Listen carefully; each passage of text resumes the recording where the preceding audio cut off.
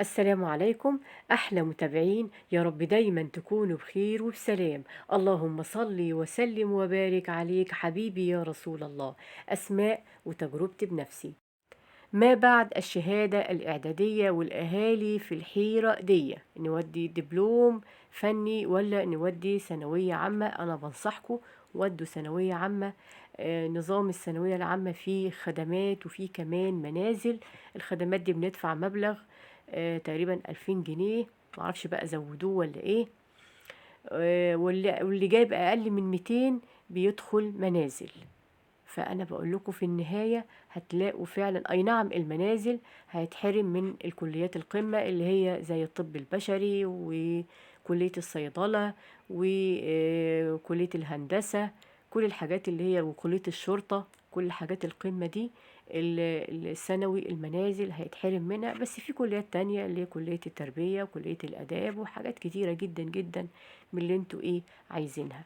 بس في النهاية هتكونوا فعلا واقفين على أرض صلبة. أما اللي بيروح الدبلومات، المدرسين ما شاء الله بيمسكوا الطلبة من سنة أولى. ده انتوا هتروحوا كليات وهتكونوا وفي النهاية طبعا بتدفعوا فلوس لكل مادة 200 جنيه.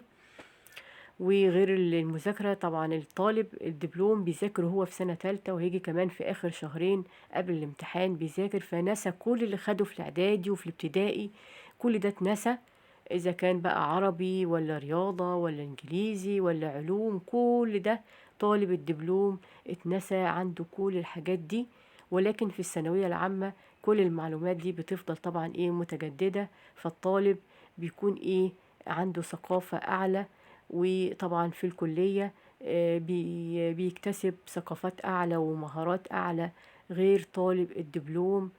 وكمان لو وصلتوا لحد هنا، يا رب اللي يشترك في القناة ربنا يرزقه بحج بيت الله الحرام، ويرزقكم دايما في أولادكم خير، اللهم أمين اللهم أمين. ويدوسوا لايك علشان طبعا اللايك ده بيرفع الفيديو، ويا رب كده ينجح أولادكم ويعينكم دايما، اللهم امين اللهم امين. نشوفكم على خير، سلام.